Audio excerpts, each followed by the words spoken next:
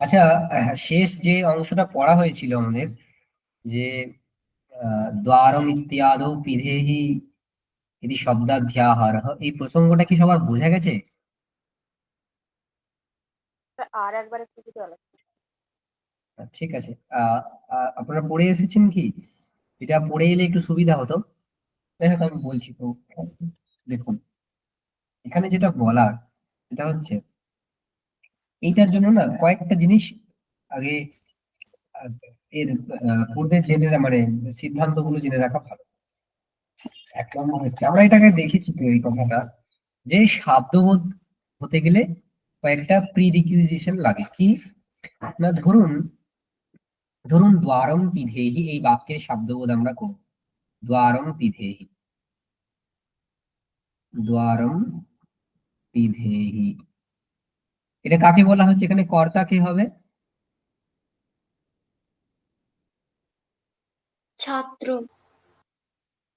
ছাত্র, মানে সেটা এই বাক্যে যদি আমি কর্তাকে লিখতে চাই, সেই তুয়াম। কর্তা তোয়াম হবে। ঠিক, তোয়াম। কাকি দেখে বুঝলাম, পিধে হি, এই হি দেখে বুঝলাম। যাক, তো এই যে দ্বারম পিধে হি, এইটা অ্যাকচুয়ালি কি পদজ্ঞান, বা এটাকে আমরা আলাদা করে ভেঙে ভেঙে লিখলেও হবে, যে দ্বার যুক্ত অম। আচ্ছা, এটা অপিধেহি ছিল অ্যাকচুয়ালি। অপিপূর্বক ধা ধাতুর উত্তর আহ কোন প্রত্যয়? সিপ। সিপ প্রত্যয়, সিপ। আর এখানে তোম যেমন আছে যুষ্মৎ শব্দ। তো দ্বার শব্দের অর্থ হচ্ছে দ্বার, অম পদের অর্থ কর্মত্ব, আহ অপিপূর্বক ধাতুর উত্তর হচ্ছে পিধান, আর সিপ প্রত্যয়ের অর্থ কি এখানে? কৃতি। ঠিক, দ্বার থেকে কর্মত্বের দিকে যাব, কোন সম্বন্ধে অন্যায় হবে? আশ্রিতত্ব। হ্যাঁ, বা নিষ্ঠত্ব, আশিতত্ব বা নিষ্ঠত্ব। তাই দ্বারনিষ্ঠ কর্মত্ব, পিধান থেকে কৃতির দিকে যাব, কোন সম্বন্ধ? অনুকূলত্ব। অনুকূলত্ব। বাকিরা বলুন, বাকিরাও, এগুলো তো অনেকবার বলা হয়েছে, সহজ জিনিস এগুলো খুব। আচ্ছা, এই কর্মত্ব থেকে পিধানের দিকে যাব, কি সম্বন্ধ? জনকত্ব। জনকত্ব, জনকত্ব। এই কৃতির থেকে তোয়ামের দিকে যাব সঞ্চয়িতা দিয়ে, এটা কি সম্বন্ধ হবে?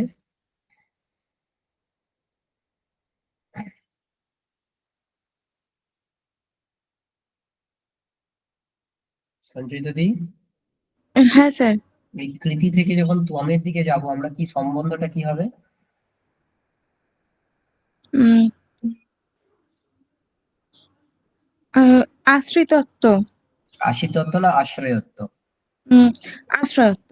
হ্যাঁ, কৃতি হচ্ছে আশ্রিত, তোয়াম আশ্রয়, তাহলে আশ্রয়ত্ব, আশ্রয়ত্ব। তাহলে টোটাল শব্দবোধটা হলো দ্বারনিষ্ঠ কর্মত্ব জনক পিধানানুকূল কৃতিমান, পিধানানুকূল কৃতিমান বা কৃত্যাশ্রয় একই কথা, এই মান আর আশ্রয় একই কথা, কৃতিমান তোয়াম, এই হচ্ছে শব্দবোধ। ঠিক। আচ্ছা, এইটাকে আমরা বলছি শব্দবোধ। অ্যাকচুয়ালি এই এই যে নিষ্ঠত্ব, জনকত্ব, এগুলোর জ্ঞান যে হয়েছে, এটাকেই শব্দবোধ বলে। ঠিক আছে, এবার দেখুন, এইটা যদি শব্দবোধ হয়, তার পূর্বে কি হয়েছিল? এই শব্দবোধের পূর্বে কি ঘটেছিল? পদার্থ জ্ঞান, তাই তো? পদার্থ জ্ঞান, এটা হচ্ছে শব্দবোধ, এটা হচ্ছে পদার্থ জ্ঞান। আর তার পূর্বে কি হয়েছিল? পদজ্ঞান। তাহলে দেখুন, শব্দবোধে পদজ্ঞানের কাজ কি? পদজ্ঞানের আহ কি সেখানে ইউটিলিটি? শব্দবোধ যেখানে ঘটছে, সেখানে পদজ্ঞানের ইউটিলিটি বা পদজ্ঞানের কাজ কি?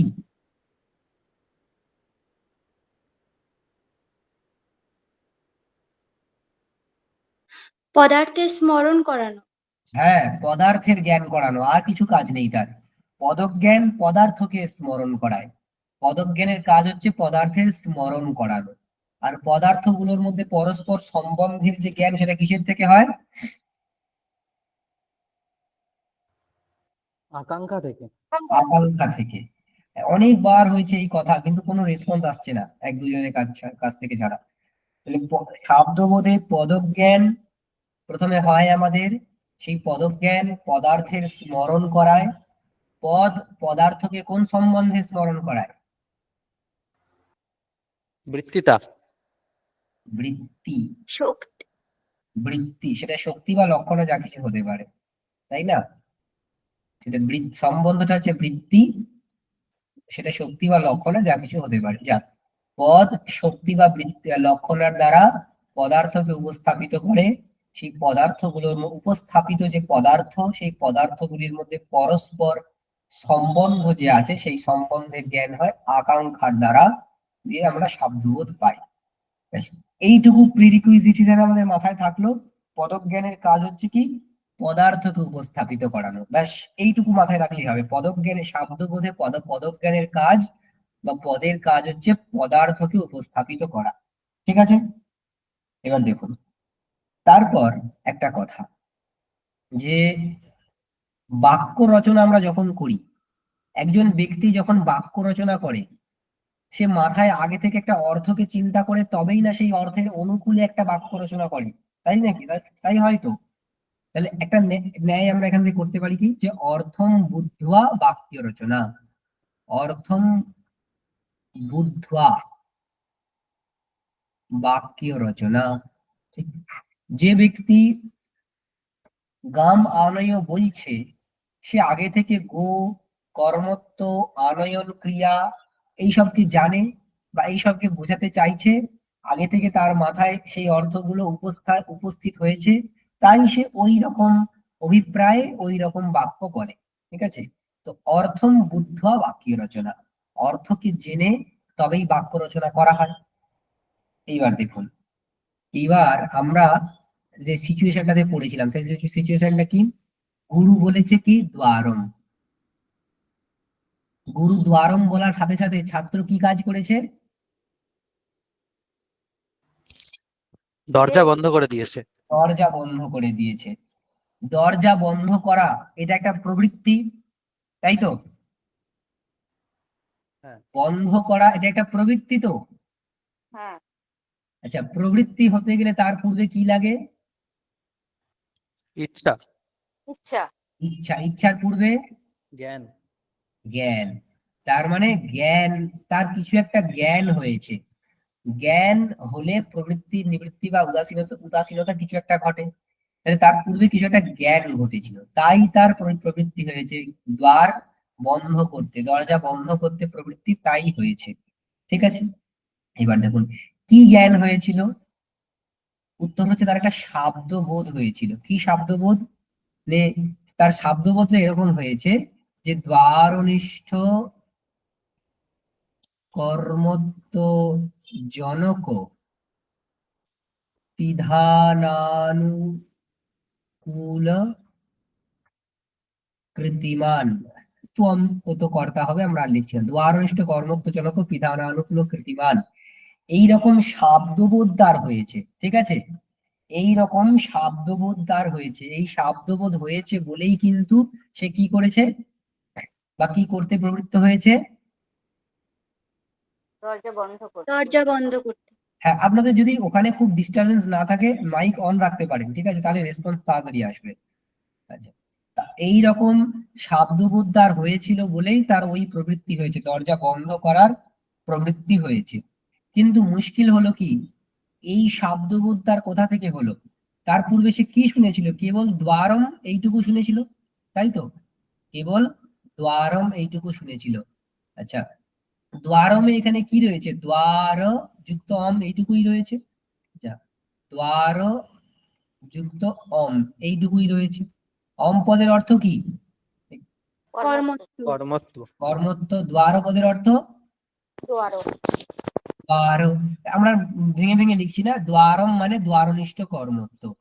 দ্বারনিষ্ঠ কর্মত্ব যেটুকু সে শুনেছিল, সেখান থেকে তো এইটুকু শাব্দবোধ হতে পারে, দ্বারনিষ্ঠ কর্মত্ব। তাহলে বাকি শব্দবোধটা সে কিভাবে করলো? বাকি শব্দবোধটা সে কিভাবে করলো? তখন নৈয়ায়িক বলছেন কি, না এখানে একটা পদের অধ্যাহার সে করেছে। এখানে একটা পদের অধ্যাহার করেছে। কি পদে, কোন পদের অধ্যাহার? বিধান। বিধেহি। পিধেহি, হ্যাঁ, পিধেহি। পিধেহি পদের অধ্যাহার সে করেছে। পিধেহি এখানে কি কি আছে? অপিপূর্বক ধা ধাতুর উত্তর সিপ প্রত্যয়, যার অর্থ কি, যার টোটাল অর্থটা কি কি আসে?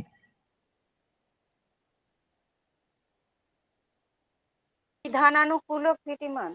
হ্যাঁ, বিধানানুকূল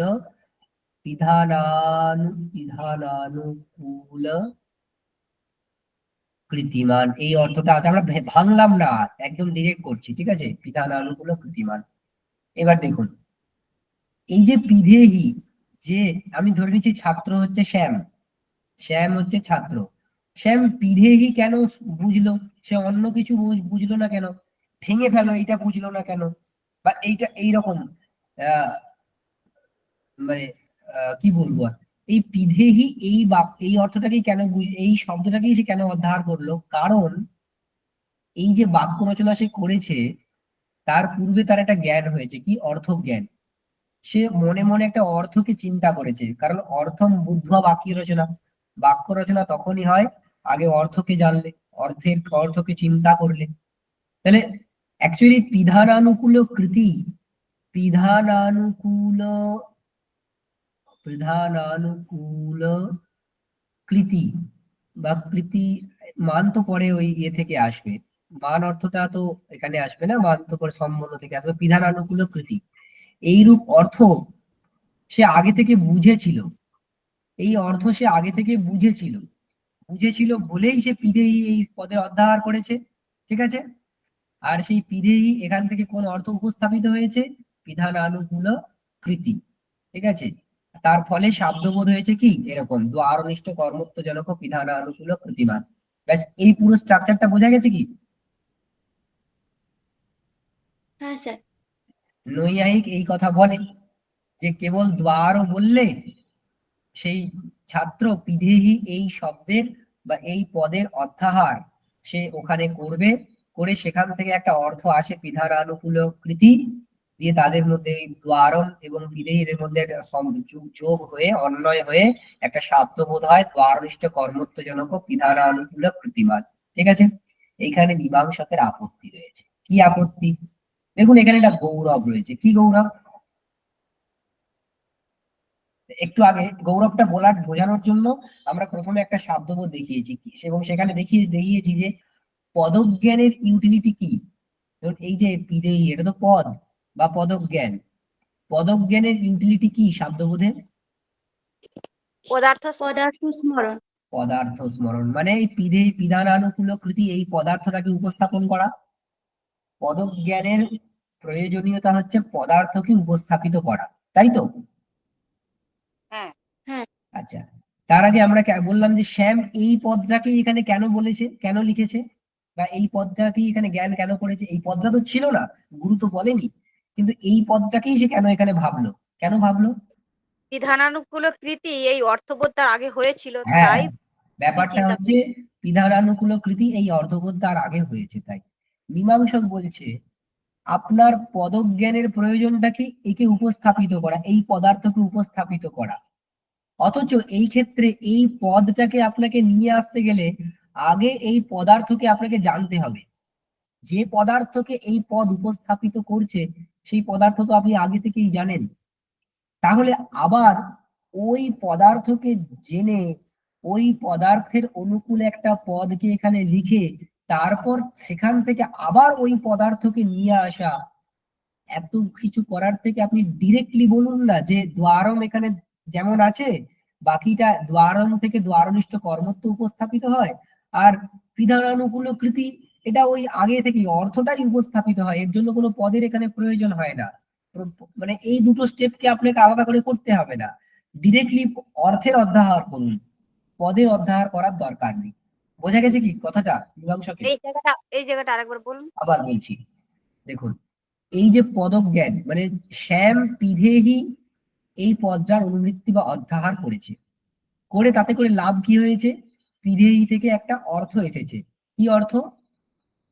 বিধানানুকূল কৃতি। বিধানানুকূলক। এবার প্রশ্ন হচ্ছে, শ্যাম বিধেয়ী এই শব্দটারই এখানে অধ্যাহার কেন করেছে?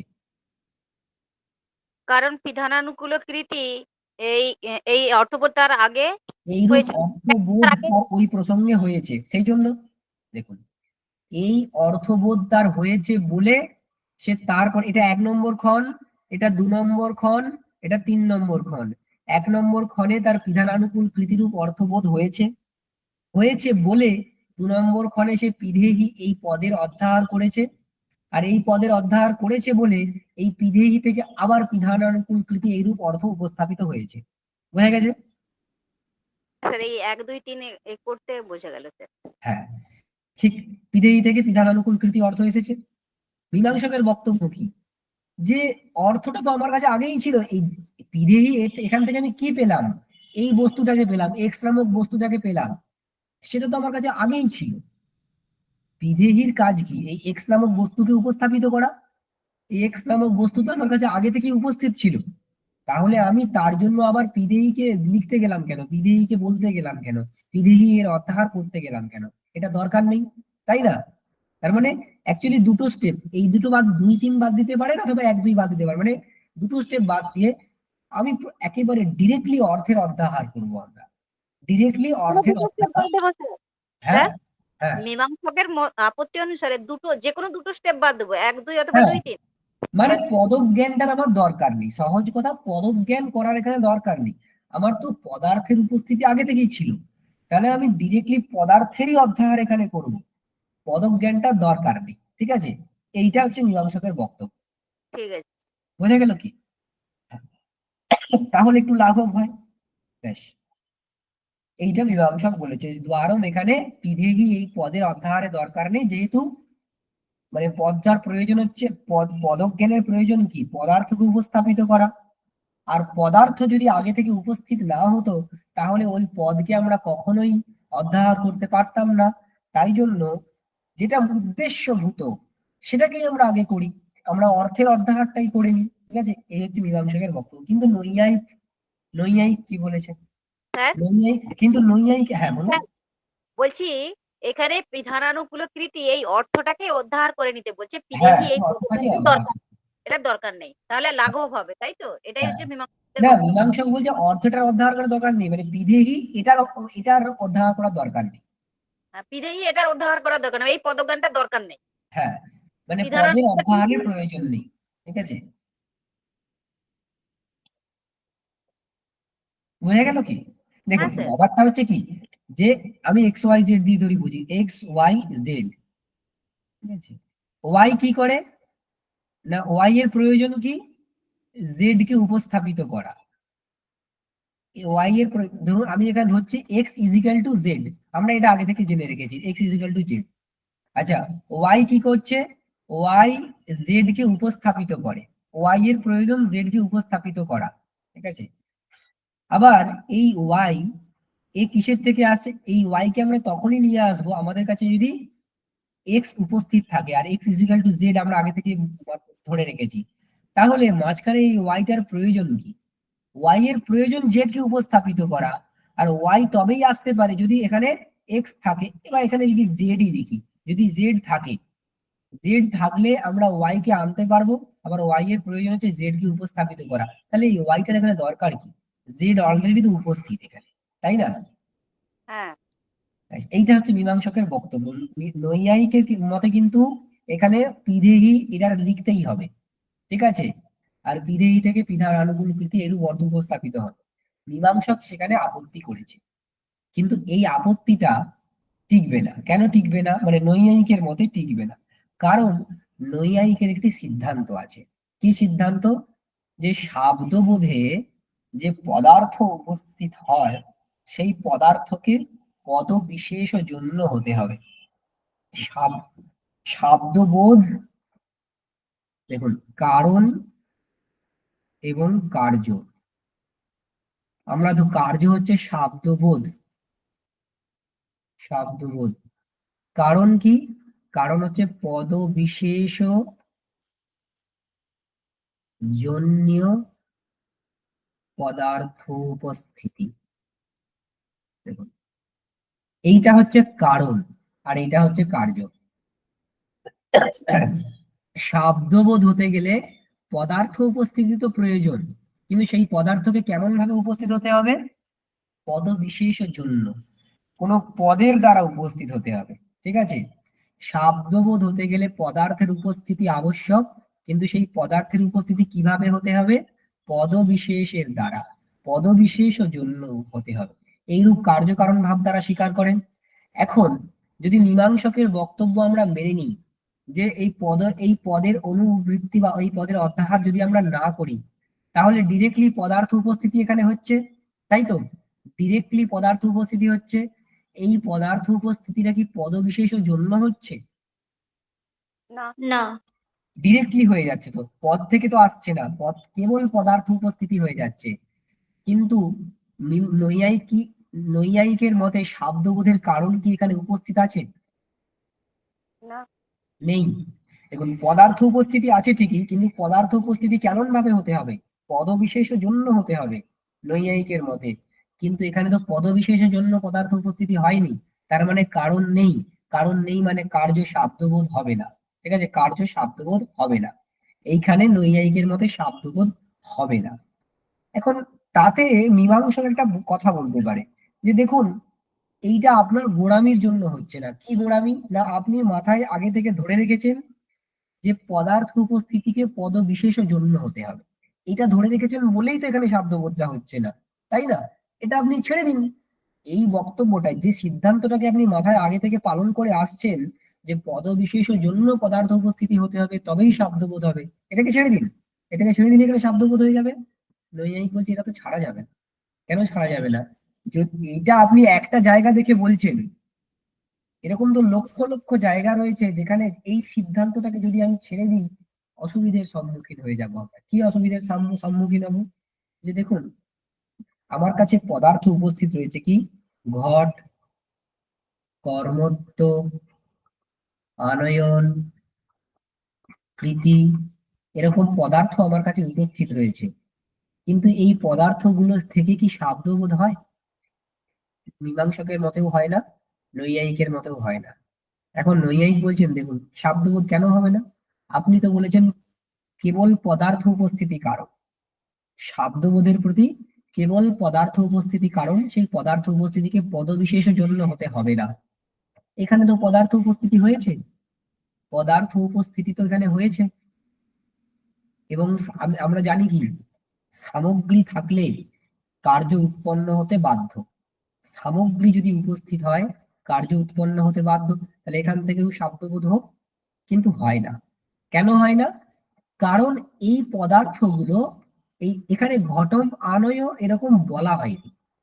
ঘটম আনয় এরকম বলা হয়নি, মানে এখানে এই পদার্থের উপস্থিতির অনুকূল পদ নেই। পদার্থের উপস্থিতির অনুকূল পদ নেই বলে এই পদার্থটা পদবিশেষের জন্য হয়নি। এই পদার্থগুলোর উপস্থিতি পদবিশেষের জন্য হয়নি, তাই জন্য এখানে শব্দবোধ হয়নি। ঠিক আছে, তাই জন্য এখানে শব্দবোধ হয়নি।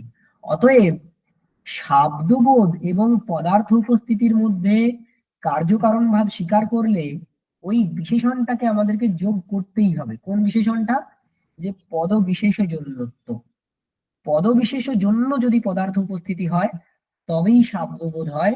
এইটা কিন্তু মানে ন্যায় বৈশেষিক পরিভাষাতে অ্যাক্সিওম বলে আমরা বলতে পারি, একদম সিদ্ধান্ত, মানে ট্রুথ আর কি।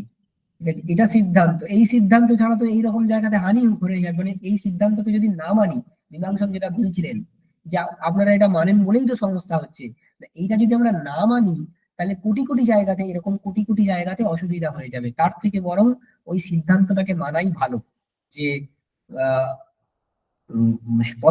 পদবিশেষের জন্য পদার্থ উপস্থিতি হচ্ছে শব্দবোধের প্রতি কারণ। আর এই সিদ্ধান্তটাকে যদি আমরা মেনে নিই, এটাকে মানতেই হবে। এটাকে যদি মেনে নিই তাহলে কিন্তু এইখানে এই যে মীমাংসক বলছিল কেবল পদার্থের উপস্থিতি আমরা করব, কেবল পদার্থের অধ্যাহার করব, মানে অর্থের অধ্যাহার করব, পদের অধ্যাহার করব না, এইটা কিন্তু আর চলবে না। কেন? পদের অধ্যাহার যদি আমরা না করি তাহলে পদার্থের উপস্থিতিটা পদবিশেষ জন্য হবে না। আর পদবিশেষ জন্য না হলে, পদার্থ যদি পদবিশেষ জন্য না হয়, তাহলে কি সেখান থেকে শব্দবোধ হতে পারে? না। হবে না। তাই এই শব্দবোধটা এখানে হবে না।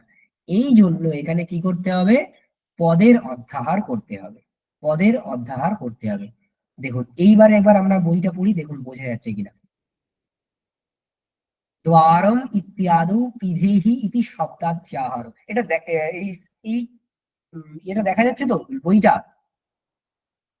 স্যার হ্যাঁ বলছি, এই যে নৈয়ায়িকদের কথা বললেন যে অসুবিধে হবে, হ্যাঁ সেখানে ঘটম আনয় এই পদ যদি আমরা উদ্ধার না করি, তাহলে এই যে পদার্থ ঘট কর্মোত্তম আনয়ন কৃতি, হ্যাঁ। এখানে শুধু যদি পদার্থের উপস্থিতি হয় তাহলে এখানে শব্দবোধ হবে না।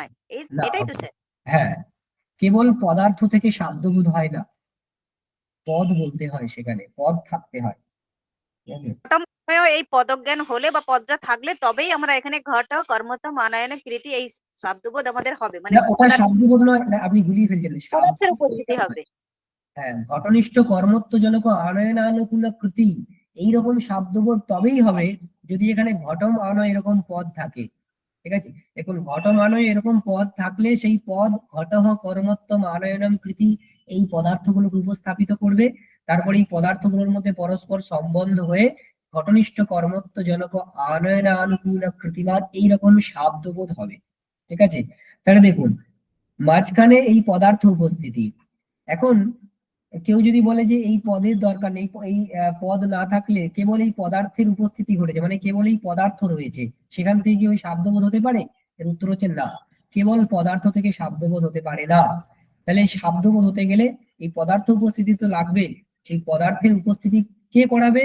পদ করাবে।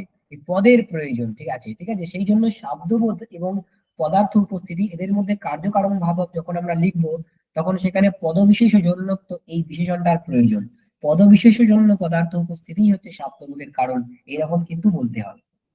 ঠিক আছে, হ্যাঁ স্যার, এবার বোঝা গেছে। হ্যাঁ। এইবার এখানে দেখুন, দ্বারম ইত্যাদৌ পিধেহি ইতি শব্দাধ্যাহারঃ। দ্বারম এইখানেতে, মানে এই সব জায়গাতে পিধেহি এইরূপ শব্দের অধ্যাহার করতে হবে। প্রত্যেকটা শব্দকে ফলো করতে হবে। এখানে কি বলেছেন? শব্দাধ্যাহার, শব্দস্য অধ্যাহার, শব্দের অধ্যাহার করতে হবে। কার মত? নৈয়ায়িকদের মত। নৈয়ায়িকের মত। দিয়ে প্রশ্ন তুলছেন, পূর্বপক্ষী প্রশ্ন তুলছেন। পূর্বপক্ষী কে এখানে? মীমাংসক। মীমাংসক। ননু অর্থ জ্ঞানার্থত্বাৎ শব্দস্য, এখানে ছেদ দিয়ে দিন। অর্থ জ্ঞানার্থত্বাৎ শব্দস্য, মানে শব্দের প্রয়োজন কি? শব্দবোধে শব্দ বা পদের প্রয়োজন কি? অর্থজ্ঞান করানো। অর্থ জ্ঞান করানো। তাই বলছেন অর্থ জ্ঞানার্থত্বাৎ শব্দস্য, শব্দের প্রয়োজন হচ্ছে অর্থের জ্ঞান। আবার অর্থম অবিজ্ঞায়, অর্থকে না জেনে শব্দাধ্যাহার অসম্ভব। অর্থকে না, এই যে দ্বারম এই জায়গাতে কেউ যদি অর্থকে না জানে, সে কখনোই পিধেহি এই শব্দের অধ্যাহার করতে পারবে না। এই অর্থম অবিজ্ঞায় শব্দাধ্যাহার অসম্ভবাৎ, অর্থাধ্যাহার এব যুক্ত। কেবল অর্থের অধ্যাহারই এখানে করে নিন, শব্দের অধ্যাহারের দরকার নেই। মানে এই শব্দটার অধ্যাহার কিসের জন্য? অর্থের উপস্থিতির জন্য। আবার অর্থের উপস্থিতি না থাকলে এই শব্দের আমরা জ্ঞানই করতে পারতাম না।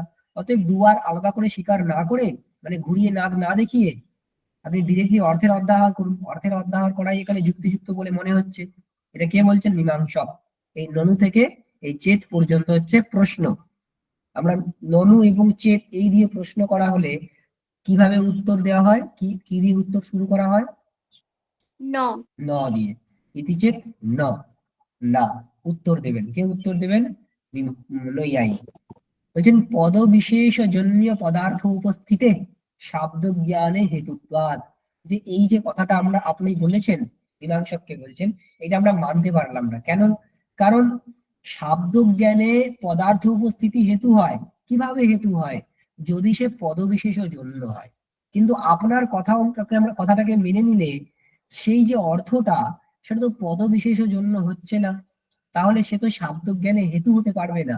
তাহলে শাব্দ জ্ঞানের হেতু যে সেই যদি উপস্থিত না থাকে, তাহলে শাব্দ জ্ঞানই তো হবে না। আর এই কথাটাকে যদি না মানা হয়, মীমাংসক বলছে যদি এইটাই আমরা মানবো না যে পদবিশেষের জন্য পদার্থ উপস্থিতি শাব্দবোধের প্রতি হেতু, এটাকে আমরা মানবো না, তাহলে কি হবে? এটা যদি না মানা হয় যে অন্যথা ঘটঃ কর্মত্বম আনয়নম কৃতি, এগুলো সব হচ্ছে পদার্থ। ইত্যত্রাপি মানে এখান থেকেও বা এখানেও শাব্দ জ্ঞান ও প্রসঙ্গাত, এখানে শাব্দ জ্ঞানের প্রসঙ্গ চলে আসবে, কিন্তু এখানে তো শাব্দ জ্ঞান হয় না, এখানে শাব্দ জ্ঞানের প্রসঙ্গ চলে আসবে, কিন্তু এখানে শাব্দ জ্ঞান হওয়া উচিত না। ঠিক আছে, তাই জন্য সিদ্ধান্ত কি হলো যে আমাকে কিন্তু পদের অধ্যাহারই করতে হবে, আমাকে পদের অধ্যাহার করতে হবে। এইটুকুর মধ্যে কিন্তু অনেক অনেক সিদ্ধান্ত বলে দেওয়া হলো, একদম অল্প কথাই উনি বলেছেন। এক নম্বর সিদ্ধান্ত আমরা কি, পদ বিশেষ জন্য পদার্থ উপস্থিতি কিন্তু শাব্দবোধের প্রতি হেতু হয়, খুব ভাইটাল জিনিস।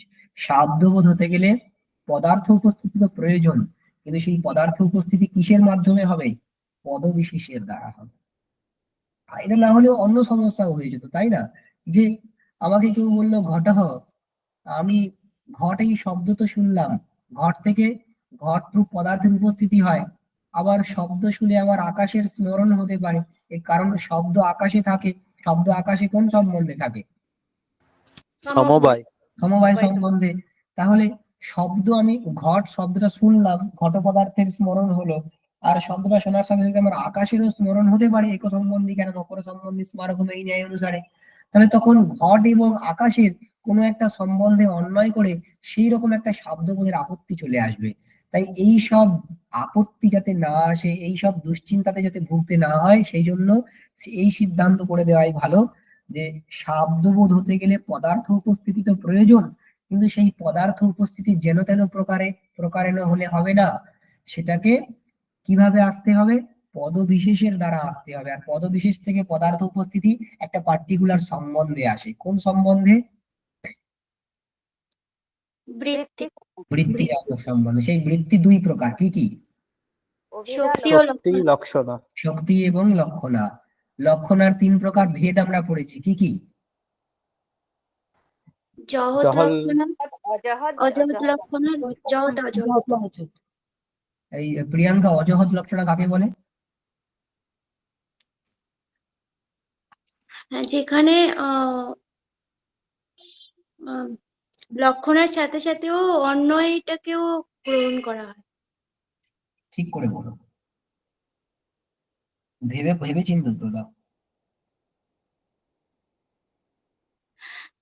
যেখানে বাচ্চার্থেরও অন্যয় হয় লক্ষ্যার্থের সাথে সাথে। এইটা হচ্ছে কথা, যেখানে লক্ষ্যার্থের সাথে মানে লক্ষ্যার্থের অন্বয় যেখানে হয়, সেখানে বাচ্চার্থেরও অন্বয় হয়, মানে বাচ্চার্থকে ত্যাগ করা হয় না, সেখানেই হচ্ছে অজহৎ লক্ষণা।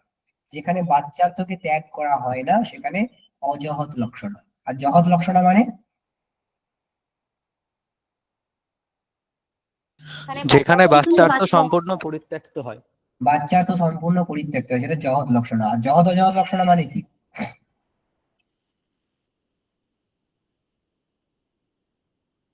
জহৎ যেখানে অজহৎ মানে বাচ্চার্থের কিছুটা অংশকে পরিত্যাগ করে কিছুটা অংশকে গ্রহণ করা হয়। হ্যাঁ, এই তো কথা, খুব তিনটের মধ্যে খুব সিমিলারিটি আছে না, পুরোটাই বাচ্চার্থকে নিয়ে ঘটনা। আমরা জানি যে বাচ্চার্থ তাকে নেগেট করে একটা অন্য অর্থ, বাচ্চার্থের সাথে অন্যায় বাধিত হয় বলে একটা অন্য অর্থকে নিয়ে আসে, তাকে লক্ষ্যীয় অর্থ বলে। এখন যে লক্ষ্যীয় অর্থটা আমরা আনছি, সেখানে বাচ্চার্থেরও অন্যায় হয় কি হয় না, এর উপর ভিত্তি করে তিন ভাগে ভাগ করা হয়েছে। যদি বাচ্চার্থের কোনোভাবেই অন্যায় না হয়, তাহলে জহৎ লক্ষণা, জহৎ মানে ত্যাগ করে দেওয়া, বাচ্চার্থকে ত্যাগ করে দেওয়া হচ্ছে জহৎ লক্ষণা। যদি বাচ্চার্থেরও অন্যায় হয় পুরোপুরি ভাবে, তাহলে অজহৎ লক্ষণা, মানে বাচ্চার্থকে ত্যাগ করা হয়নি তাই অজহৎ। আর যদি বাচ্চার্থের কিছুটা অংশকে ত্যাগ করে কিছুটা অংশের অন্যায় করা হয়, তখন জহৎ অজহৎ, মানে জহৎ মানে ত্যাগ করা, অজহৎ মানে ত্যাগ না করা, কিছুটা অংশের ত্যাগ কিছুটা অংশের অত্যাগ, জহৎ অজহৎ লক্ষণ। যাই হোক, তো এই হচ্ছে কথা। পদবিশেষের জন্য পদার্থ উপস্থিতি শব্দবোধের হেতু হয়। আর এইসব যে দ্বারম, এইসব অসম্পূর্ণ বাক্যে কিন্তু নৈয়ায়িক মতে শব্দবোধ হওয়ার জন্য পদের অধ্যাহার করতে হয়। ঠিক আছে, পদের অধ্যাহার প্রয়োজন। বোঝা গেল? কারণ কোনো দেখুন এইবারে এখন কোনো কনফিউশন আছে কিনা?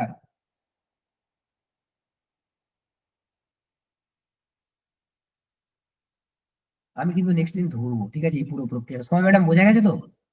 হ্যাঁ স্যার। ঠিক আছে, এইবার আপনারা একবার কোনো বাংলা বই দেখে পড়বেন, কোনো অসুবিধা হবে না, বোঝা যাবে। আচ্ছা, তারপরে একটা নতুন প্রসঙ্গ নিয়ে আসছে কি, পঙ্কজাদি পদেষু যোগ রূঢ়ি অবয়ব শক্তির যোগ সমুদায় শক্তির রূঢ়ি নিয়ত পদ্মত্বাদি জ্ঞানার্থম সমুদায় শক্তি, অর্থাৎ এইটুকু বলে ছেড়ে দিয়েছেন। মানে এইখানে অ্যাকচুয়ালি খালি একটু প্রসঙ্গ ধরিয়ে দিলেন। কি প্রসঙ্গ? না, এই যে আমরা শক্তি পড়েছি না, সেই শক্তি কিন্তু 4 প্রকার। শক্তি যে পড়েছি সেই শক্তিকে 4 ভাগে ভাগ করা যায়, ঠিক আছে? কি কি হতে পারে, এই ভাগটা কি হতে পারে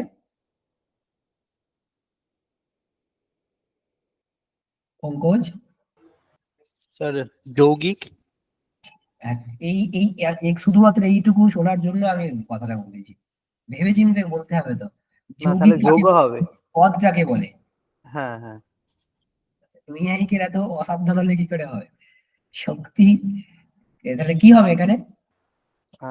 যোগ যোগ হ্যাঁ, তারপর রূঢ়। আবার রূঢ়। না রূঢ়ি রূঢ়ি। রূঢ়ি, রূঢ় তো পদটা, হ্যাঁ। রূঢ়ি। তারপর যোগ রূঢ়ি। যোগ রূঢ়ি। আর তারপরে আর একটা যৌগিক রূঢ়ি হয়, ওটা হচ্ছে তাহলে হ্যাঁ, যৌগিক রূঢ়ি। যৌগিক রূঢ়ি শেষে গিয়ে আমাদের ভাব প্রত্যয়টা শেষে গিয়ে করলেই হবে, ঠিক আছে?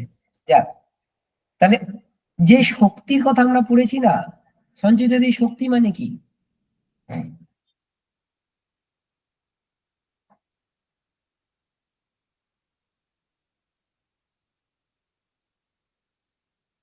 সঞ্চিত নেই নাকি এখানে?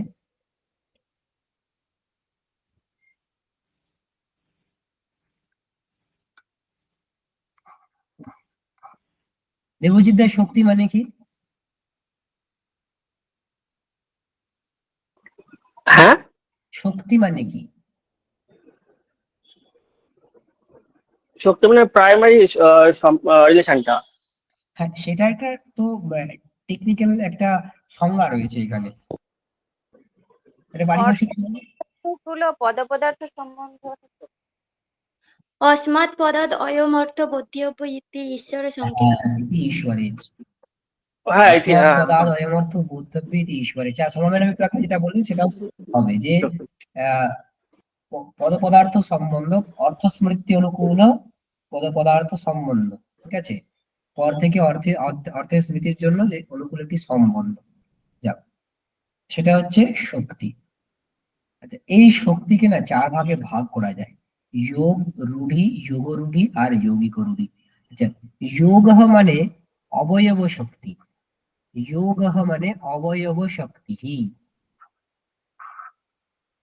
যে পদটা, যে পদটা কেবল অবয়ব শক্তির দ্বারাই অর্থকে বোঝায়, তাকে কি ধরনের পদ বলে? যৌগিক পদ বলে। তাকে যৌগিক পদ বলে। যে পদটা কেবল যোগের দ্বারা, যোগ মানে অবয়ব শক্তি, খুব সংক্ষেপে আমরা বলছি, এটা ডিটেলস আলোচনা আছে ভাষা পরিচয়, তখন করবো আমরা। যে পদটা কেবল অবয়ব শক্তি বা যোগের দ্বারা অর্থকে বোঝায় তাকে যৌগিক পদ বলে, তাকে যৌগিক পদ বলে। যেমন উদাহরণ, কি উদাহরণ হতে পারে? পাচকঃ। পাচক, ঠিক, পাচক। দেখুন, পাচক পদটা কিভাবে হয়েছে? পচ ধাতু। আচ্ছা, পাচক মানে কি? যে রান্না করে। যে রান্না করে, তার মানে পাককর্তা, তাই তো? পাককর্তা। এখন পাককর্তা অর্থটা দেখুন, পাচক শব্দটা কিভাবে আমরা পেয়ে যাব? পাচক, একে যদি আমরা ভাঙি, প্রকৃতি প্রত্যয় অবয়ব মানে কি? প্রকৃতি এবং প্রত্যয়। একটা পদের অবয়ব মানে প্রকৃতি এবং প্রত্যয়। তো এখানে প্রকৃতি প্রত্যয় ভাঙলে আমরা কি পাবো? পচ ধাতু, পচ ধাতু, খই প্রত্যয়, কি প্রত্যয়? খই কি প্রত্যয় হবে এখানে? মূল এখানে প্রত্যয়। ঋণমূল প্রত্যয় হবে। কর্তৃ অর্থে ঋণমূল প্রত্যয় হয়, ঋণমূল ত্রিচৌ অর্থে। সেখান থেকে ভূ থাকে, ভূয়ের জায়গায় অক হয়, দিয়ে পাচক হয়, ঠিক আছে? যাক, এখন দেখুন, এই প্রত্যয়টা কর্তা অর্থে হয়েছে, এটা কৃত প্রত্যয়, কর্তরি কৃত সেই অধিকারে রয়েছে, তাই কর্তা অর্থে রয়েছে, কর্তা। আর পজ ধাতুর অর্থ পাক, দুটোকে মিলালে কি হবে? পাকপদ। হ্যাঁ কৈফর্তই স্যার ভাব অর্থ। হ্যাঁ, ভাব অর্থে হবে। এখানে কর্তৃ অর্থে হয়েছে, তাই মূল প্রত্যয়। ঠিক আছে, দেখুন তাহলে দুটোকে মেলালে একটা অবয়বের অর্থ হচ্ছে পাক, একটা অবয়বের অর্থ হচ্ছে কর্তা, তো দুটোকে মেলালে কি পেলাম? পাককর্তা। পাচক পদটা কাকে বোঝায়? পাককর্তাকেই তো বোঝায়, তাই না? তাহলে পাচক পদটা কিসের দ্বারা অর্থকে বোঝালো, মানে কোন শক্তির দ্বারা? শক্তি তো 4 প্রকার, কোন শক্তির দ্বারা? অবয়ব শক্তির দ্বারা। অবয়ব শক্তির দ্বারা, মানে যোগ। অবয়ব শক্তিটাকে যোগ বলে। তার মানে পাচক পদটাকে আমরা কি ধরনের পদ বলবো? যৌগিক পদ। যৌগিক পদ।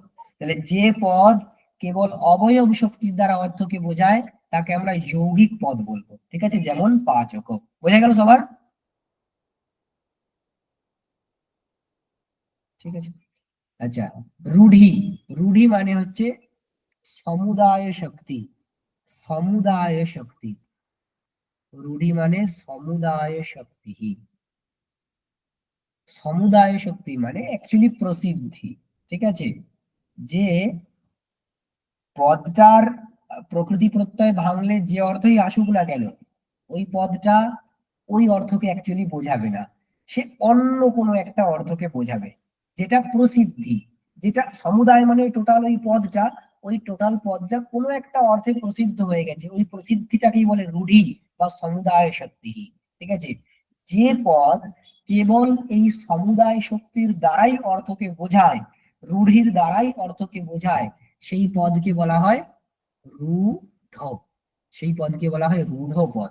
যেমন উদাহরণ কি হতে পারে? কুশল। হ্যাঁ, কুশল। গো, গো, মন্ডল প্রভৃতি পদ রয়েছে, তাই না? প্রচুর পদ হবে। আমরা যে আমাদের কাছে প্রসিদ্ধ উদাহরণ গো। দেখুন, গো পদের অর্থ কি? গো পদ, এই গো যে পদটা আছে না, এটাকে প্রকৃতি প্রত্যয় ভাঙলে কি হবে? গম ধাতু আর ডো ডো প্রত্যয়। এই ডো প্রত্যয়টা কর্তৃ অর্থে হয়। ঠিক আছে, আর গম ধাতুর অর্থ হচ্ছে গমন। তার মানে প্রকৃতি প্রত্যয় ভেঙে যে অর্থটা পাচ্ছি সেটার মানে কি? গমন কর্তা, তাই না? গমন কর্তা। কিন্তু গু পদের অর্থ কি গমন কর্তা? যে যায় তাকে আমরা গরু বলি না। না। গরু কাকে বলি? একটা চতুষ্পদ বিশিষ্ট প্রাণীকে, গলকম্বলাদিমান বা শাসনা বিশিষ্ট একটা প্রাণীকে বলি আমরা শাসনা বিশিষ্ট প্রাণী। ঠিক আছে, শাসনা বিশিষ্ট প্রাণী। এখন এই যে অর্থটা, এই অর্থটা কিসের দ্বারা আসে? রূঢ়ির দ্বারা বা সমুদায় শক্তির দ্বারা। এই গোপদ অবয়ব শক্তির দ্বারা কাউকে বোঝায়ই না, তাই না? আমরা আমরা কখনোই যে ব্যক্তিটা ছুটছে, যে ব্যক্তিটা হাঁটছে, তাকে আমরা গো বলে বলি না, তাকে গৌহু বলে কখনোই বলি না। তাই গোপদটা কখনোই অবয়ব শক্তির দ্বারা কোনো অর্থকে বোঝায় না। অবয়ব শক্তির দ্বারা একটা অর্থ এমনি বোঝা যায় ঠিকই, কিন্তু গোপদটা ওই অর্থকে কখনো বোঝায় না। গোপদের রূঢ়ির দ্বারা এই প্রাণীকেই বোঝায়। তাই গোপদটা কি ধরনের পদ? রূঢ় পদ। রূঢ়। রূঢ়। হ্যাঁ, একটু আগে একটা মন্ডল বলে পদ এসেছিল, আমার টাইটেল মন্ডল। মন্ডল মানে কি? অ্যাকচুয়ালি মন্ডল মানে এইটার একটা প্রকৃতি প্রত্যয় ভাঙলে হয় মন্ডম লাতি। মন্ডম লাতি, ঠিক? যে আহ আহ, মন্ড, মন্ডকে যে নিয়ে আসে, এরকম অর্থ। ঠিক আছে, মন্ডম লাতি ইতি মন্ডল। কিন্তু মন্ডল পদটা কি এই এই মন্ড আনয়ন কর্তাকে বোঝায়?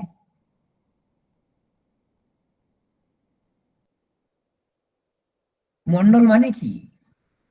মোড়ল, গ্রামের প্রধান। গ্রামের প্রধানকে বোঝায় নাকি কোনো একটা দেশকে বোঝায়, মানে কোনো এলাকাকে বোঝায়? স্যার মন্ডল পদটা বাংলাতে তো পড়েছি, মন্ডল মানে মোড়ল, মানে গ্রামের প্রধান যিনি তাকে না না, মন্ডল। সে মোড়ল বোঝায়, সেটা মন্ডল নয়। স্যার মন্ডলকে মোড়ল বলে, অপভ্রংশ হয়ে অবহট্ট হয়ে মোড়ল হয়েছে। কি জানি, আমি জানি না। আমার তো মনে হয় মন্ডল মানে কোনো একটা প্রদেশ, মানে এলাকাকে বোঝায়। ঠিক আছে, মানে বায়ুমণ্ডল যেমন হয় ওই রকম। হ্যাঁ জেলাও। হ্যাঁ, কোনো একটা এলাকাকে বোঝায়। যাই হোক, আমার যে অর্থকেই বোঝাক না কেন, এখন এইটা দেখুন, এই যে একটা এলাকাকে বোঝাচ্ছে, এটা কি কোনোভাবেই মন্ডল পদ যার ব্যুৎপত্তিগত অর্থ বা কোনোভাবেই এটা আছে? নয় তো। মন্ডল পদের ব্যুৎপত্তিগত অর্থ বা অবয়ব থেকে যে অর্থটা সেটা হচ্ছে মন্ড আনয়ন কর্তা, মন্ডম লাতি। কিন্তু এই অর্থকে সে কখনোই বোঝায় না, বোঝায় এই অর্থকে। কিসের দ্বারা বোঝায়? রূঢ়ির দ্বারা। তাই মন্ডল পদটা কি হয়ে গেল? রূঢ় পদ। ঠিক আছে, রূঢ়। এরকম বহু পদ। স্যার হ্যাঁ, মন্ডপ মানে কি? মন্ড মানে ওই বৃষ্টি বৃষ্টি হবে, মিঠাই মিঠাই হবে। স্যার হ্যাঁ, কুশল শব্দটাও তো হবে রূঢ় শব্দ। কি শব্দ? কুশল, হ্যাঁ, কুসম লাতি। কুশ যে, কুসুম হ্যাঁ, যে কুশ আনয়ন কর্তা। ঠিক আছে, এখনো ওখানে ছেদন কর্তা এরকমও হয়, এই লাতি এটা এর অর্থ ছেদন করে এরকম অর্থ বলে। যাই হোক, তো কুশগ্রাহী বা কুশ ছেদন কর্তা, সেটা কুশ, এটা হচ্ছে কুশল শব্দের ব্যুৎপত্তিগত অর্থ। কিন্তু কুশল শব্দটা কখনোই এই ব্যুৎপত্তিগত অর্থকে বোঝায় না। কুশল মানে কি? কুশল দক্ষ। হ্যাঁ, নিপুণ। বা নিপুণ, দক্ষ বা নিপুণ। সেখানে কুশল শব্দটা হচ্ছে এখানে কি? রূঢ় শব্দ। এই প্রসঙ্গটা আছে এই সাহিত্য দর্পণে। দিয়ে তার উত্তরে ওখানে বলা হয়েছে যে অন্যচ্চ প্রবৃত্তি নিমিত্তম, অন্যচ্চ ব্যুৎপত্তি নিমিত্তম। ব্যুৎপত্তি নিমিত্ত আলাদা, প্রবৃত্তি নিমিত্ত আলাদা। ঠিক আছে, এই কুশ গ্রাহিত্য এটা ব্যুৎপত্তি নিমিত্ত হলে, এইটা প্রবৃত্তি, হ্যাঁ এটা ব্যুৎপত্তি নিমিত্ত হলেও এর প্রবৃত্তি নিমিত্ত কিন্তু ওই দক্ষত্ব বা নিপুণত্ব এইরকম অর্থ। যাই হোক, এরকম আপনাদের একটা কাজ থাকবে। এই চার রকম শব্দ আমি পদ বলে দেবো, দিয়ে আপনারা চারটে চারটে করে এরকম শব্দ খুঁজে নিয়ে আসবেন প্রত্যেকটা। ঠিক আছে, যাক। আচ্ছা, এটা হয়ে গেল রূঢ়ি। হ্যাঁ, তারপর হচ্ছে যোগ রূঢ়ি। আমরা বহু পরিচিত শব্দ এটা, যোগ রূঢ়ি। এর মানে কি? যোগ মানে সমুদায় শক্তি, রূঢ়ি মানে, এই সরি, যোগ মানে অবয়ব শক্তি, রূঢ়ি মানে সমুদায় শক্তি। যেখানে অবয়ব শক্তি, সমুদায় শক্তি বিষয়ে অবয়ব শক্তিও থাকে, মানে যে পদটা আহ, অবয়ব শক্তি প্লাস সমুদায় শক্তি এর দ্বারা অর্থকে বোঝায়, মানে কোনো একটা থাকলে হবে না। অবয়ব শক্তি এবং সমুদায় শক্তি দুটোর দ্বারা কোনো একটা অর্থকে বোঝাবে, তখন কিন্তু সেই পদটাকে আমরা বলবো যোগরূঢ় পদ। মানে যোগরূঢ়ির দ্বারা যে অর্থকে বোঝায় সে হচ্ছে যোগরূঢ় পদ। যেমন কি কি উদাহরণ? স্যার গুলিয়ে গেল তো, যেখানে সমুদায় শক্তি বিষয়ে কাকে বলে বলছিলেন সেটা পালিয়ে গেল কোথায়? যেখানে সমুদায় শক্তি বিষয়ে অবয়ব শক্তিও থাকে।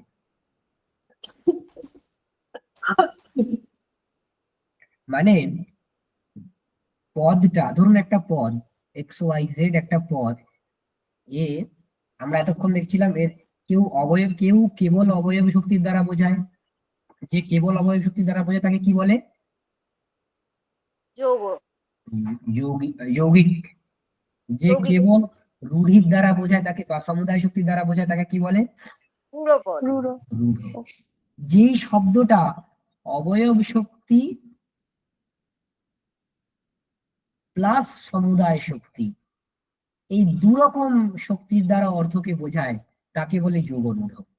যেখানে অবয়ব শক্তি বিষয়ে সমুদায় শক্তিও রয়েছে, যেখানে অবয়ব শক্তি বিষয়ে সমুদায় শক্তিও রয়েছে, তাকে যোগরূঢ় পদ বলে।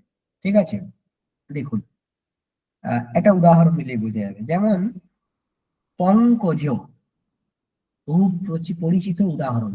পঙ্কজ, পঙ্কজ মানে কি? পঙ্কজ মানে কি? পদ্ম ফুল। সেটা তো পদ্ম ফুল আমরা জানি, এটা কি ভাঙুন? পঙ্কে যা, পঙ্কে জায়তে যৎ তৎপঙ্কজম, এরকম সমাস করে তো আমরা পেয়েছি। তার মানে পঙ্কজনী কর্তা। আচ্ছা, এইটা কিসের থেকে পেলাম? অবয়ব শক্তি থেকে পেলাম কি রূঢ়ি থেকে পেলাম? অবয়ব শক্তি থেকে। অবয়ব শক্তি থেকে পেলাম। আচ্ছা, পঙ্কজনী কর্তা কে কে হতে পারে?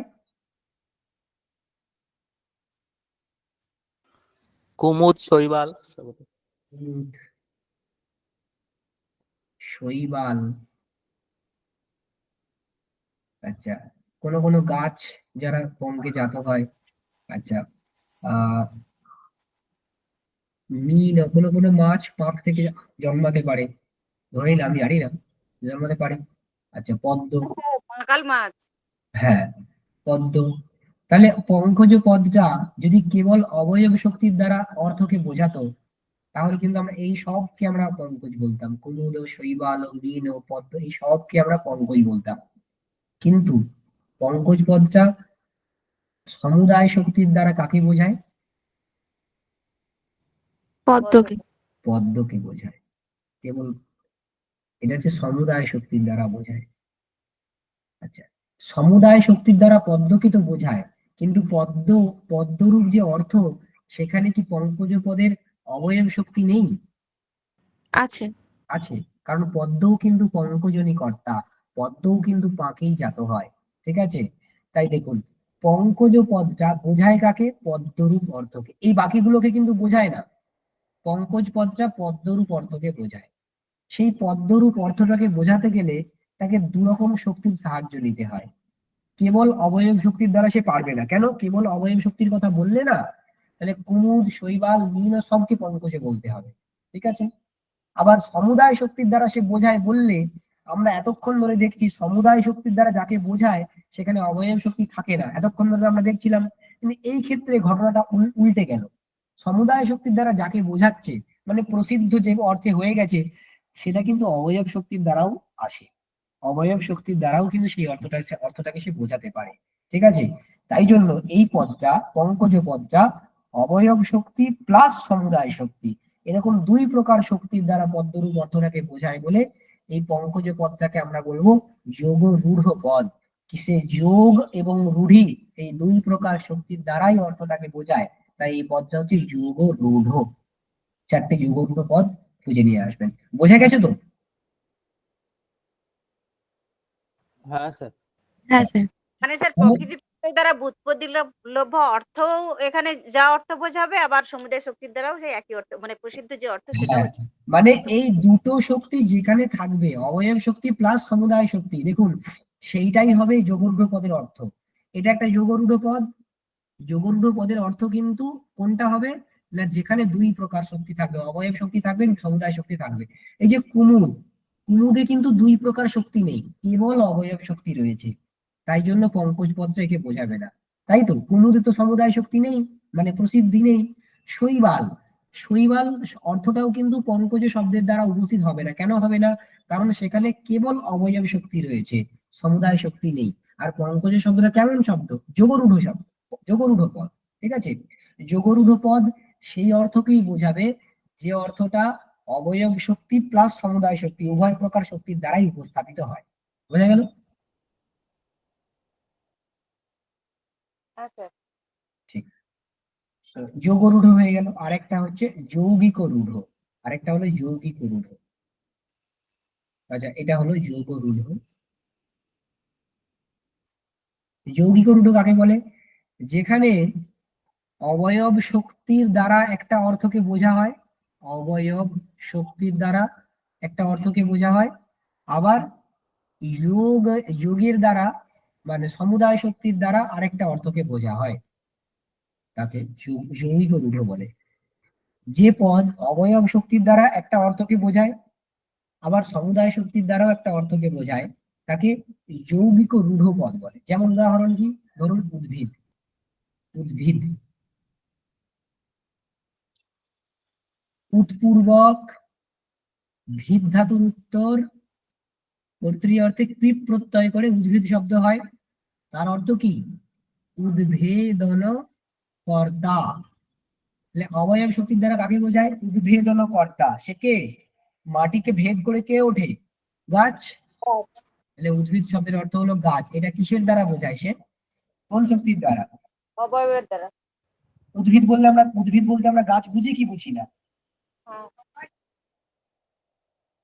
উদ্ভিদ কেউ উচ্চারণ করলে আমরা গাছ বুঝি কি বুঝি না? হ্যাঁ বুঝি। হ্যাঁ তাহলে এই ক্ষেত্রে সে অবয়ব শক্তির দ্বারা অর্থ বোঝাচ্ছে। আবার বেদে একটা জাগের নাম হচ্ছে উদ্ভিদ জাগ।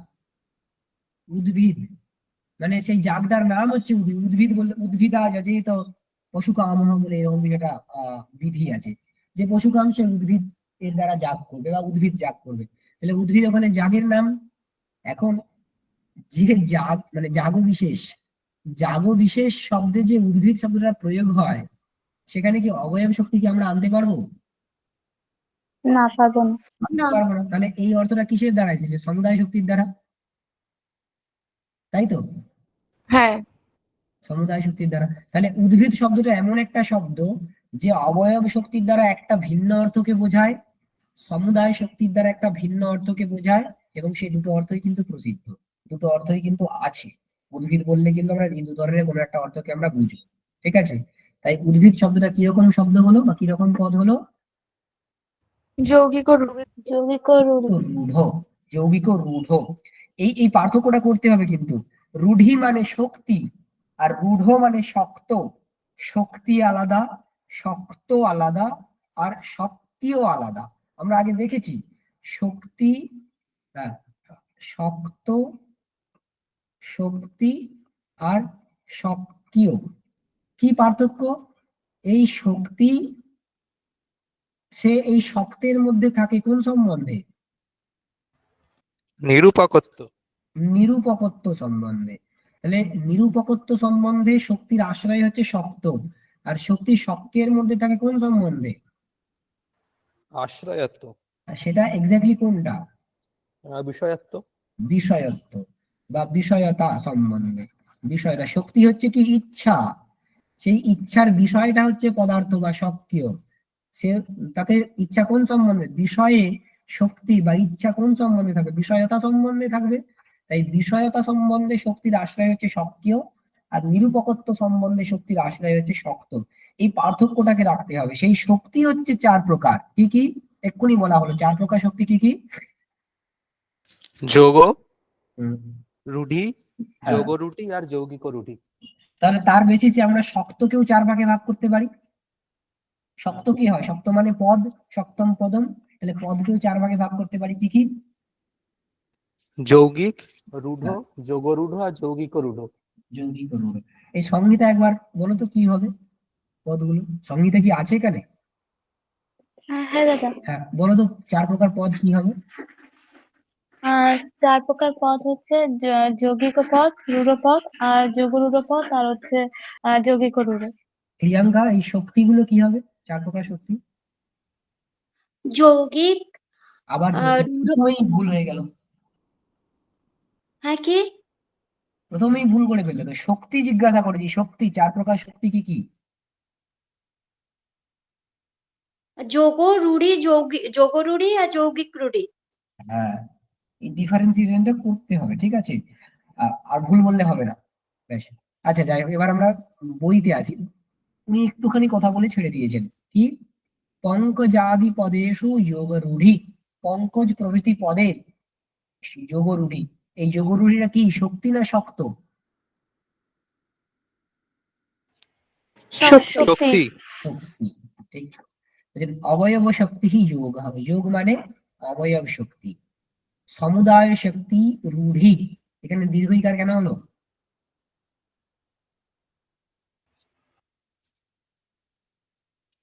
রূঢ়িটা স্ত্রীলিঙ্গ বলে।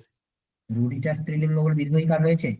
হ্যাঁ, শক্তি তো না না না না, হ্যাঁ, তারপরে র আছে।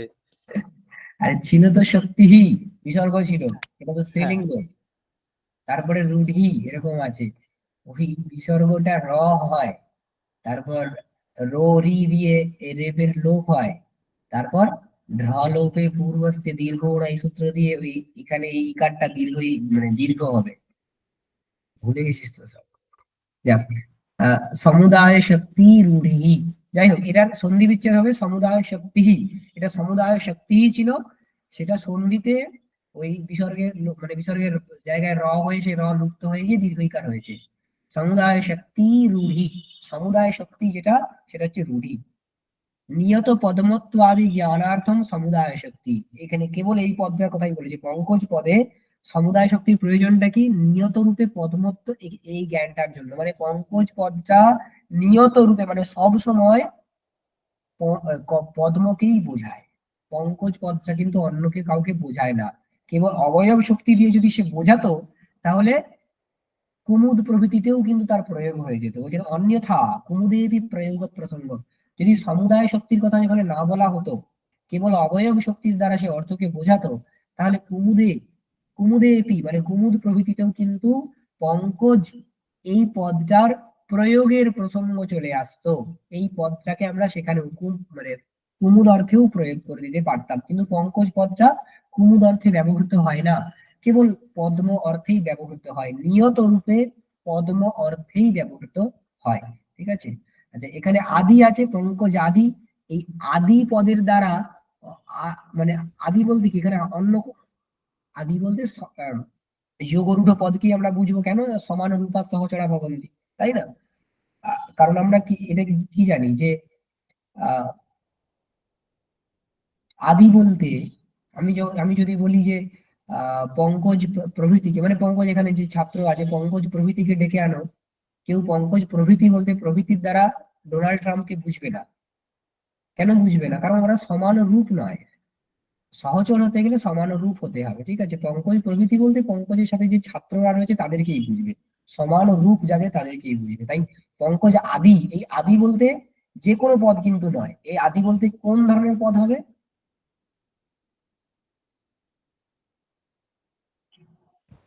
সমানের উপর যেগুলো। সমান রূপ মানে কোন পদগুলো? পদ আমরা 4 ধরনের দেখেছি, এখানে আদি বলতে কোনগুলো হবে? এই যোগরূঢ় পদগুলো, ওই যোগরূঢ় পদগুলো, হ্যাঁ যোগরূঢ়। তো আরো 4টে এরকম যোগরূঢ় পদ আপনারা খুঁজে নিয়ে আসবেন। ঠিক আছে, এটার কাজ থাকলো।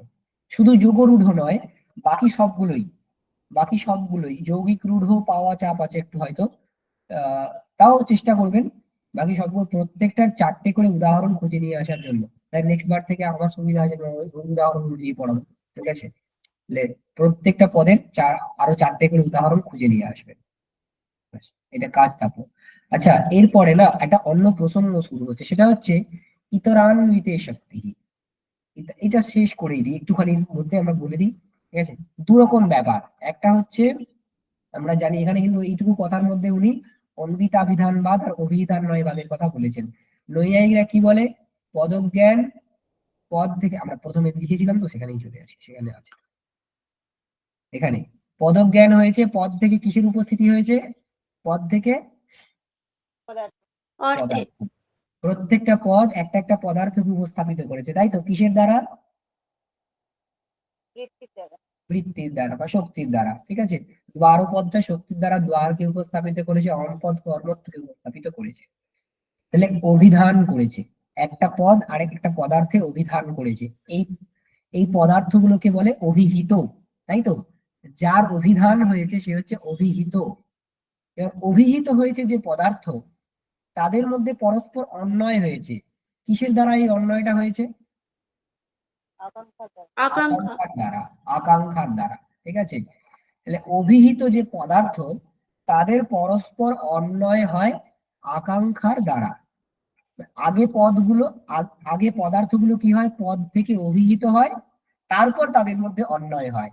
তাই এই যে মতবাদ, একে বলে অভিহিতান্বয়বাদ। অভিহিতানাম অন্বয়ঃ, পদার্থ মানে পদ থেকে, অভিহিতানাম মানে অভিধাবৃত্তির দ্বারা উপস্থিতানাম, অভিধাবৃত্তির দ্বারা উপস্থিত হয়েছে যে পদার্থগুলি, তাদের পরস্পর যে সম্বন্ধ, সেই সম্বন্ধের জ্ঞান, একে বলা হয় অভিহিতান্বয় বাদ। একদল আছে যারা অভিহিতান্বয় বাদকে স্বীকার করেন না, তারা কি বলেন? অন্বিতাভিধানবাদ। মানে এই যে পদার্থগুলো, এগুলো কিন্তু মানে নৈয়ায়িক মতে এগুলো কিসের দ্বারা উপস্থাপিত হয়েছে? এগুলো কিন্তু মানে পদ থেকে উপস্থিত হয়নি, এগুলো কিসের দ্বারা উপস্থিত হয়েছে? আকাঙ্ক্ষা থেকে। আকাঙ্ক্ষা।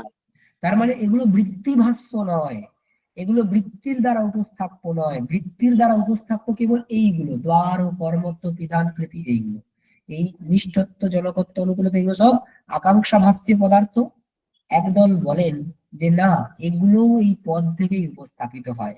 অ্যাকচুয়ালি দ্বার পদটা কর্মত্ব অন্বিত দ্বারকে উপস্থাপিত করে, অম পদটা দ্বার অন্বিত মানে দ্বারনিষ্ঠ কর্মত্বকে উপস্থাপিত করে। ঠিক আছে, তার মানে এই দ্বারপদের যে শক্তি, সেটা কেবল দ্বারে নেই, ইতরান্বিত পদার্থে রয়েছে। ইতর মানে দ্বার ভিন্ন যে কর্মত্ব, তদন্বিত যে দ্বার, সেই কর্মত্বের সাথে অন্বিত নিষ্ঠত্ব সম্বন্ধে অন্বিত যে দ্বার তাতে শক্তি রয়েছে। তার মানে এই নিষ্ঠত্ব, জনকত্ব, অনুকূলত্ব তাদের মতে এরাও কিসের দ্বারা উপস্থাপিত হয়? বৃত্তির দ্বারা উপস্থাপিত হয়। তারা বলে শাব্দবোধে কেবলমাত্র বৃত্তিলভ্য পদার্থই থাকে, কোনো আকাঙ্ক্ষালভ্য পদার্থ থাকে না। এই যে বাদ, এটাকে বলা হয় অন্বিতাভিধান। মানে অন্বিত হয়ে এই পদগুলো আগে অন্বিত হয়ে যায়, তার থেকে যে অভিধান হয় দ্বারনিষ্ঠ কর্মত্ব। ঠিক আছে, এখানে আগে পদার্থ উপস্থিত হয়, তারপর তাদের মধ্যে অন্বয় হয়, এমন নয়। আগেই পদগুলো নিজেদের মধ্যে অন্বিত হয়ে যায়, তারপর সেখান থেকে একটা অর্থ উপস্থাপিত হয়। তাই জন্য প্রত্যেকটা পদের শক্তি কোথায় আছে? ইতরান্বিত পদার্থে, কেবল ওই পদার্থে নয়, তার সাথে অন্বিত হয়েছে যে পদার্থ, সেই পদার্থে শক্তি রয়েছে। মানে সে প্লাস তার সাথে অন্বিত যে পদার্থ, ইতরান্বিত, এইটাকে বলা হয় অন্বিতাভিধানবাদ। সেই কথাটা অল্প করে উনি এখানে তুলেছেন। প্রভাকর সম্প্রদায়কে যারা, প্রভাকরকে যারা ফলো করেন তারা মেনলি এই বাদটার কথা বলেন। ইতরান্বিতে শক্তি ইতি প্রাভাকরাহা। প্রভাকরকে গুরু বলে বলা হয়। গুরু সম্প্রদায়, প্রভাকর মানে প্রভাকর মীমাংসকের যে সম্প্রদায়, তাকে গুরু সম্প্রদায় বলে। কারণ প্রভাকর, এটা একটা অদ্ভুত জিনিস, কারণ প্রভাকর কিন্তু অ্যাকচুয়ালি কুমারিল ভট্টের শিষ্য, গুরু নয়, কিন্তু তাকে গুরু বলে বলা হয়। একটা গল্প রয়েছে, আমরা পরে বলবো, ঠিক আছে, এই গল্পটা কেন বলা হয় অনেকে জানা আছে হয়তো। যাই হোক, তো প্রভাকর সম্প্রদায় থেকে যারা ফলো করেন তারা বলেন যে এটা এই শক্তি কোথায় আছে? কেবল ওই মানে ঘটপদের শক্তি কেবল ঘট পদার্থে নেই, ইতরান্বিত ঘট পদার্থে, কর্মত্বান্বিত ঘট পদার্থে রয়েছে। তাই সেখান থেকে যে শাব্দবোধ হয়, সেই প্রক্রিয়াটাকে আমরা অন্বিতাভিধানবাদ বলি। কিন্তু গৌতমী আহা বলতে কাদেরকে বুঝবো? নৈয়ায়িক। নৈয়ায়িক। গৌতমকে যারা অনুসরণ করে তারা গৌতমীয়। তারা কি বলে? যে অন্বয়স্য, অন্বয় মানে ওই যে সম্বন্ধগুলো, ওগুলো অ্যাকচুয়ালি কি বাক্যার্থ। বাক্যার্থ মানে আকাঙ্ক্ষালভ্য পদার্থ, ঠিক আছে। বাক্যার্থ তো ভান সম্ভবাদ, বাক্যার্থ রূপে ওদের ভান সম্ভব বলে অন্বয়াংশে শক্তির ন কল্প্যতে। অন্বয় অংশে মানে সম্বন্ধ অংশে শক্তি, এটা কল্পনা করার দরকার নেই। সম্বন্ধাংশে শক্তি কল্পনা করার কোনো দরকার নেই, ঠিক আছে। সম্বন্ধগুলো আকাঙ্ক্ষার দ্বারা উপস্থিত। এখানে দুরকম মানে দুটো একটা ডিফারেন্সিয়েশনটা কি, ডিসক্রিমিনেশনটা কি, যে একদল বলে সম্বন্ধটাও বৃত্তির দ্বারা উপস্থিত হয়, সেটাও পদার্থ। আর একদল বলেন যে না, সম্বন্ধটা পদার্থ নয়, সম্বন্ধটা আকাঙ্ক্ষালভ্য অর্থ, ঠিক আছে। সম্বন্ধটা বাক্যার্থ বা আকাঙ্ক্ষার দ্বারা উপস্থিত হয়। এই হচ্ছে ডিফারেন্সিয়েশন। এইটার আমরা বিস্তরে আলোচনা ভাষা পরিচ্ছেদে করতে পারি, এখানে তো উনি আর কিছু বলেননি, এইটুকুই বলে ছেড়ে দিয়েছেন। ঠিক আছে, পরের দিন আমরা এই সহকারী কারণগুলোকে পড়বো। শাব্দবোধের কিছু সহকারী কারণ আছে, আকাঙ্ক্ষা, যোগ্যতা, সন্নিধি ইত্যাদি। ঠিক আছে, ওই আমরা পরের দিন এটা দেখবো। বেশ, এইটুকু থাক আজকে। কারো কোনো প্রশ্ন আছে কি? আচ্ছা, আমরা যে পরীক্ষাটা নেব বলেছিলাম অনুমান খণ্ডের উপরে, আমি আমি আশা করবো আপনারা হয়তো পড়ছেন। এটা কবে হবে? এই এপ্রিল মাসেই হবে। আপনারা বলুন কোন দিন হলে ভালো হয়?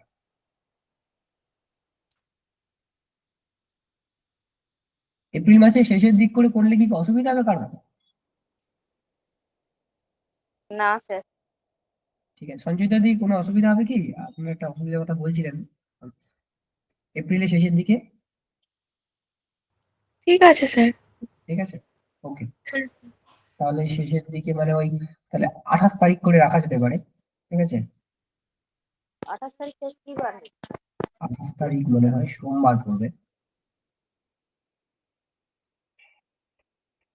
এপ্রিলে 28 তারিখ সোমবার পড়বে। তো আমি লিখে দিচ্ছি গ্রুপে, ঠিক আছে। ঠিক আছে, এই পর্যন্ত থাকতে হবে।